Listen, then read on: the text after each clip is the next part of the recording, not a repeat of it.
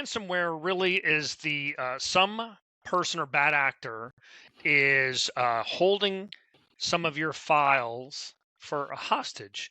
And so the way that they do that is they somehow get onto your system, whatever method they happen to use. Then they take your data and they change the format so it's encrypted. And they have to use a security key to do that. And then so in order to unlock your your encrypted data, you need that security key. And of course, if you don't have that, then you're now at the whim of this person that's done this to you.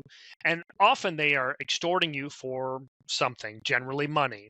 So they're going to say, hey, in order to unlock your files, you need to pay me some kind of a fee, whatever that happens to be. And they would normally want that in some kind of untraceable, like a Bitcoin or digital currency of some type.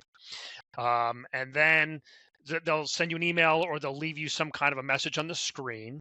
And then at that point with some instructions on what to do. And that's typically what ransomware is, and hence the name ransomware, holding it hostage.